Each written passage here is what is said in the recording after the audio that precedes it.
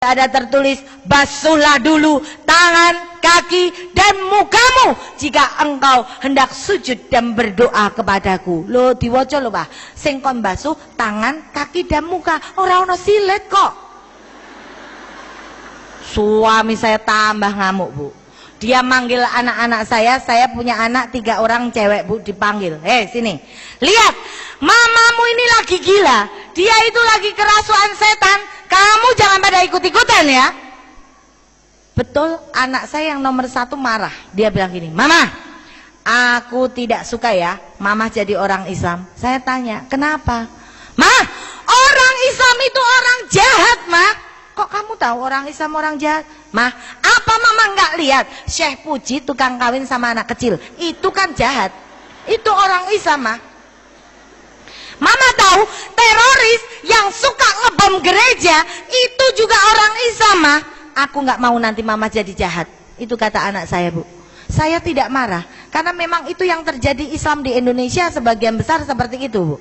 Coba saya katakan kepada anak saya namanya Noni, nih, Mama dulu juga beranggapan seperti itu, tapi itu di Indonesia. Yuk kita lihat di Amerika. Di Amerika sana banyak gerombolan-gerombolan perampok. Di survei nggak ada satupun orang Islamnya. Di Thailand sana banyak pelacur-pelacur jalanan. Di survei juga nggak ada orang Islamnya. Di Indonesia 99% rata-rata pembantu rumah tangga itu orang Islam. Tapi kita lihat di Mesir 100% majikan di Mesir itu orang Islam. Iya ya Ma. Lah tapi kenapa Ma? Orang Islam itu kalau masuk masjid kok dadak copot sendal sepatu barang ngopo? Loh, saya bilang ke anak saya, orang Islam masuk masjid copot sendal dan sepatu, yang nyuruh itu Yesus.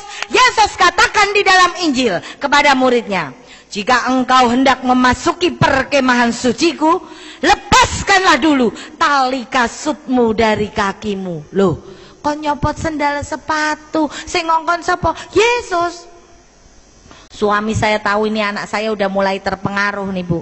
Suami saya telepon mertua, mami saya ditelepon, Mi, ternyata Ita sekarang sudah bukan orang gereja, dia sekarang sudah jadi pengikutnya Muhammad. Saya ditelepon mami saya, Bu, pulang. Saya pulang. Di rumah mami saya ngomong, Mami dengar kamu sekarang sudah jadi orang Islam.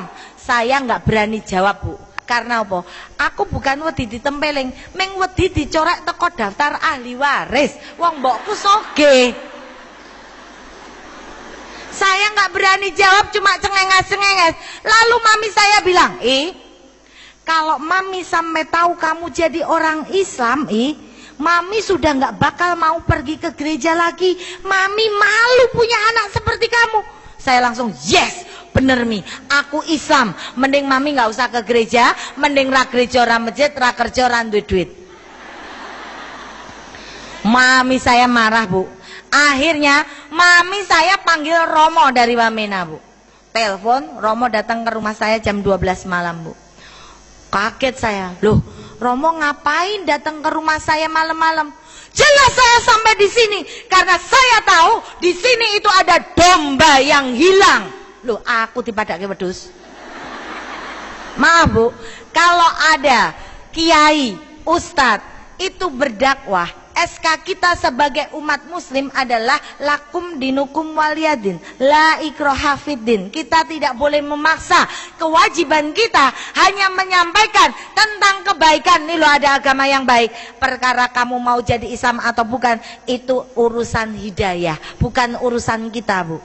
Tapi maaf, kalau ada pendeta, pastor, khotbah, SK mereka ada di Matius. Di dalam Matius ada tertulis, pergilah ke seluruh dunia, carilah domba yang sesat dan baptislah dia demi nama Bapa, Putra dan Roh Kudus.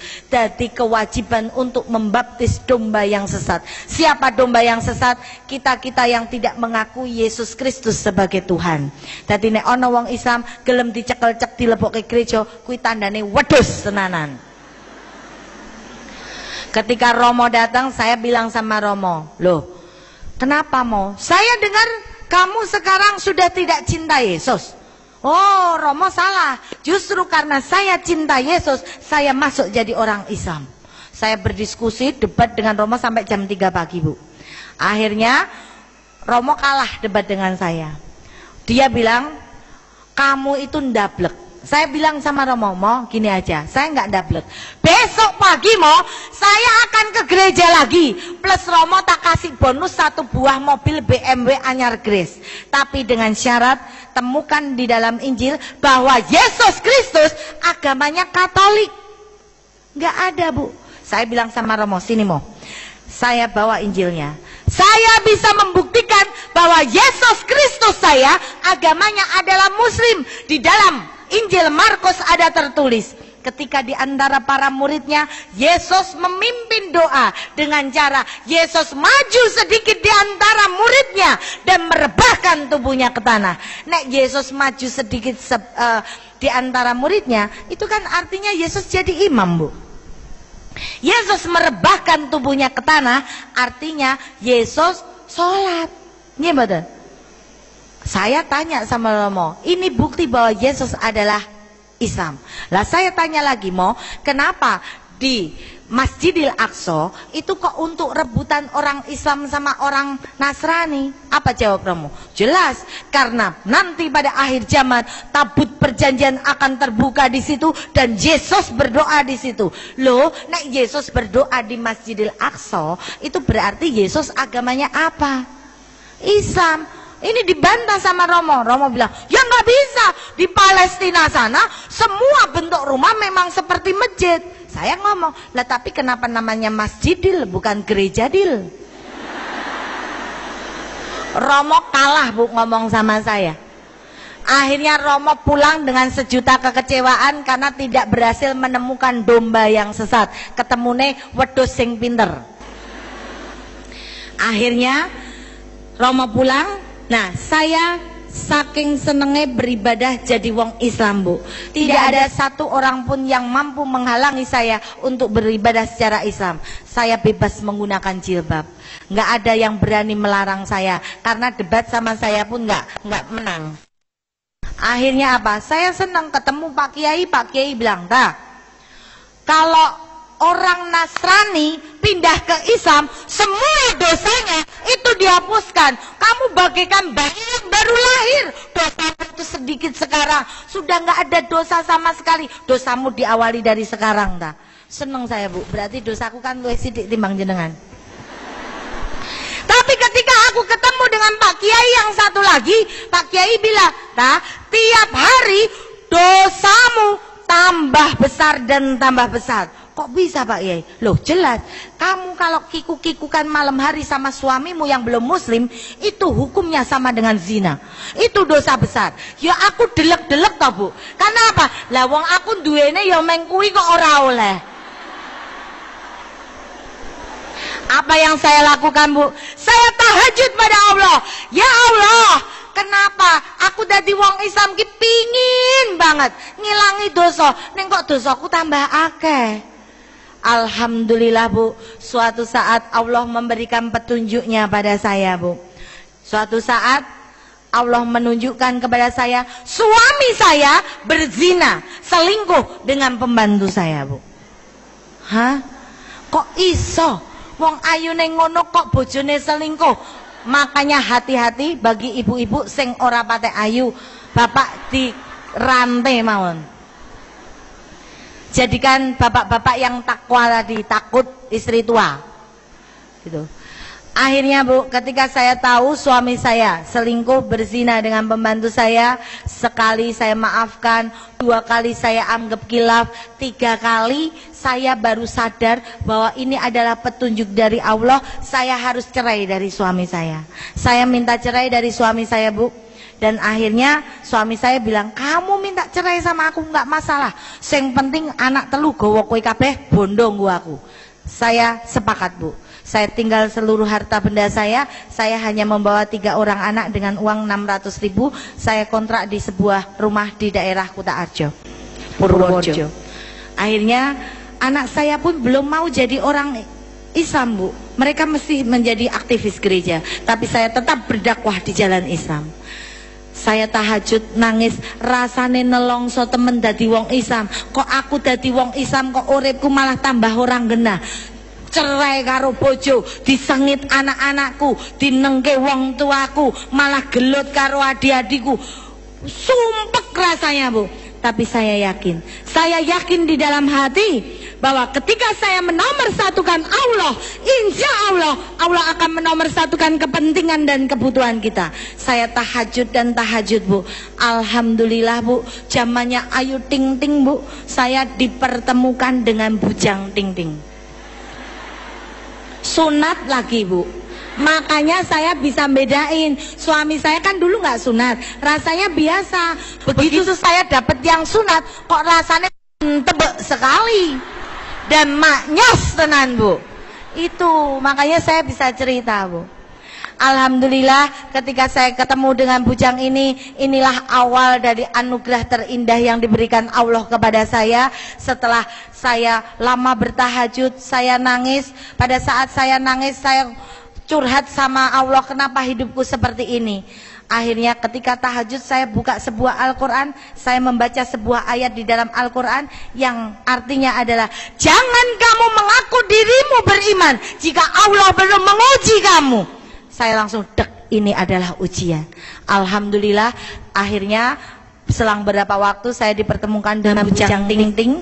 Saya pun tanya sama Bujangnya, lo kamu nggak rugi Bujang kok pingin ngelamar rondo anak telu? Apa jawab Bujang ini? Enggak, aku adalah laki-laki paling beruntung di dunia ini. Kenapa? Beli satu dapat 4. Itu jawabnya begitu. Alhamdulillah ketika saya menikah dengan Bujang ini, Bu, saya selalu sholat jamaah di masjid. Ketika saya jamaah di masjid, pulang sholawatan, masuk rumah dengan mengucapkan salam, ini ditonton oleh anak saya. Ternyata anak saya melihat, oh orang Islam ki kok indah banget ya. Ternyata orang Islam terlihat damai sekali ya. Ketika saya ketinggalan jamaah di masjid, saya jamaah dengan suami di rumah. Ketika saya jamaah dengan suami di rumah, diintip sama anak saya, Bu.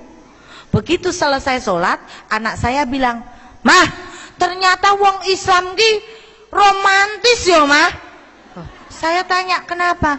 Loh, kalau mama sholat sama papi, itu kan aku ngintip, Mah. Aku tahu ketika mama nengok kanan nggak ada orang, nengok kiri nggak ada orang, mama langsung cium tangannya papi kok. Nanti ketika papi cium tangannya mama, langsung mama cium tangan papi, papi kok langsung nyium batuknya mama. Hayo, ketahuan, Mah. Ternyata orang Islam tuh romantis banget ya, Mah. Coba kalau di Indonesia ini semua jadi orang Islam, tidak ada tingkat perceraian di Indonesia ini, Mah. Semua keluarga menjadi keluarga yang sakinah mawadah warahmah dan barokah. Akhirnya, Bu, saya tidak menanggapi, saya hanya tersenyum dengan sejuta harapan, mudah-mudahan hidayah itu sampai kepada anak saya, karena saat itu anak saya masih ke gereja. Suatu saat saya pulang dari tempat kerja, anak saya 3 orang lari ngejar mobil saya, Bu. "Mama, tunggu dulu, Mah, tunggu dulu." Kenapa? "Mah, ini sudah 3:30 sore. "Iya, kenapa?" "Mah, ayo, Mah, antar aku ke pasar." "Ngapain?" "Mah, beliin aku mukena, Mah, beliin aku sajadah, Mah. Nanti maghrib, Mah, aku pingin sholat bareng Mama di masjid." Saya kaget, Bu. Saya kaget. Saya tidak pernah memaksa anak saya menjadi orang Islam. Akhirnya saya belikan mukenah dan sajadah. Anak saya tanya, "Mah, tapi kan aku belum tahu caranya orang Islam sholat gimana." "Nggak usah belajar. Pokoknya nanti kamu ke masjid, ngelirik kanan kirimu, nek ngadeg melu ngadeg, jengking melu jengking, jakong melu jakong. Beres. Gitu doang, Mah, jadi orang Islam." "Iya, gampang ya, Mah, jadi orang Islam." Bener, Bu. Begitu maghrib berkumandang, dia langsung lari ke masjid, jejer teman-temannya. Sampingnya temennya, kanan kiri, wes pokok men kelingan omongane mamai, lirik kanan kiri mesti bener. Betul. Ngadeg melu ngadeg, jengking melu jengking, jakong melu jakong. Selesai dari sholat, komplain sama saya. Mama ini malu-maluin aku aja." "Lah kenapa?" "Mama kan pesennya cuma lirik kanan kiri. Begitu lirik kanan kiri aku malah tambah bingung, Mah." "Lah kenapa?" "Lah waktu duduk itu samping kananku tangannya begini terus, Mah. samping kiriku tangannya muter-muter begini mah. Lah yang bener yang mana mah? Ya semua benar lah. Kamu tadi gimana? Aku tadi bingung tak kombinasi mah. Kadang gini, kadang muter-muter. Ya nggak apa-apa. Inilah Bu, ini contoh kita sebagai orang tua, kita adalah mesin fotokopinya anak. Jangan berharap anak kita jadi soleh, soleha kalau kita sendiri tidak bisa memberi panutan yang baik bagi anak kita. Ketika saya pulang di rumah, saya deres Quran, anak saya melihat kok mama bisa baca Quran. Akhirnya dia bilang, "Mah, mbok aku dipanggilin bu guru mah. Aku kan juga pingin baca benang bundet kayak mamah gitu." Saya panggilkan Bu Nyai datang ke rumah belajar. Alhamdulillah Bu, 3 orang anak saya itu sekarang sudah khatam semua, alhamdulillah. Bahkan yang paling besar saat ini lulus SMP, dia malah bilang, "Mah, aku nanti mau sekolah di Pondok Madiun karena aku pingin hafid Quran, aku pingin hafal Quran." Mohon doanya ya Bu. Anak saya yang tadinya benci terhadap orang Islam menjadi senang dan cinta kepada orang Islam. Itulah kita. Kita tidak perlu memaksa, ora perlu jotosi balane dewe Bu. Yang penting kita tetap berdakwah bahwa Islam adalah yang baik dan benar. Saya yakin semua yang ada di sini adalah orang-orang Islam toh Bu. Nabinya siapa Bu? Nabi Muhammad. Lah, Ibu dulu milih nabinya dulu apa agamanya dulu Bu? Kalau dulu aku kan milih nabinya dulu, wong ganteng Bu. Jenengan milih agamanya dulu yang baik atau nabinya yang ganteng Bu? Hah? Nabi? Agama?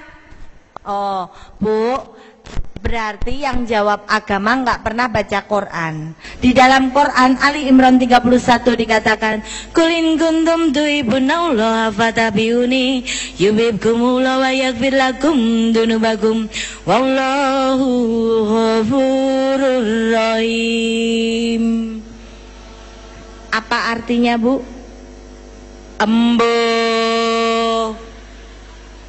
Katanya ibu-ibu senangnya lagu Tombo Hati. Tombo Hati gimana Bu?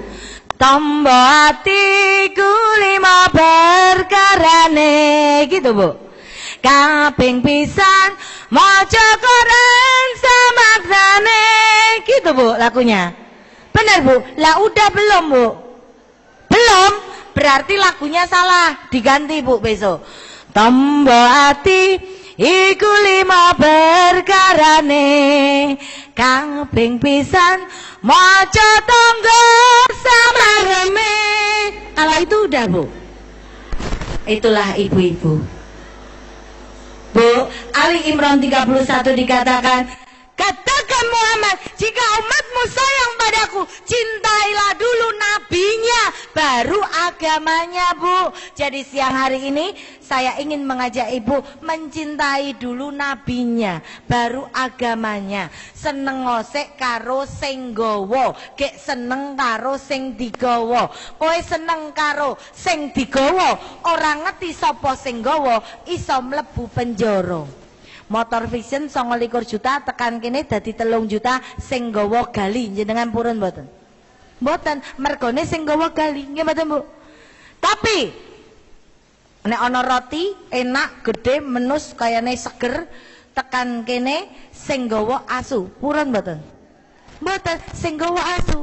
Tapi kalau Islam Nabi Muhammad sing gawani sing maha kuwasa kon ngedonke karo kabeh menungso sing urip ning alam donya, sing pingin uripe mulya, sing pingin urip ora dinyek tangga, ning syarate kudu salat sedina ping 5. Sampun nggih Bu. Karena yang membedakan kita dengan ketek itu solatnya Bu. Kabeh gayane ketek ditiru menungso. Ketek mangan awake dhewe mangan, ketek ngombe awake dhewe ya ngombe, ketek garuk-garuk awake dhewe ya iso garuk-garuk, ketek doyan kacang awake dhewe ngungkuli le doyan kacang. Sing bedake dhewe karo ketek, nek ketek ora salat awake dhewe salat lho Bu. Dadi nek jenengan mangke dalu diambung bapak mboten nate salat, berarti padha karo diambung. Nih, jenengan duwe anak ora salat dinengke wae, berarti padha karo duwe anak. Nah, jawab dhewe Bu. Dadi nek aku kok ora salat, berarti aku jenengan salat Bu. Salat napa liwat? Beda lho Bu. Nek wong salat niku mesti liwat. Tapi wong liwat dereng mesti salat. Setuju mboten? Setuju.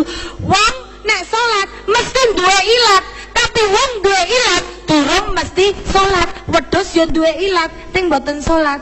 Kuwi berarti nek jenengan duwe ilat mboten salat, tandane jenengan. Itu saja yang bisa saya haturkan pada siang hari ini. Mudah-mudahan dengan perjumpaan ini tambah sregep le solat. Jangan jadikan solat sebagai beban, tapi jadikan solat sebagai cinta dan kenikmatan. Mohon maaf apabila dalam menyampaikan saya banyak tidak sopannya, banyak gerusah-gerusuhnya, itu karena kebodohan saya. Tapi kalau ada sebuah kebenaran, semua itu hanya karena Allah Ta'ala. Assalamualaikum warahmatullahi wabarakatuh.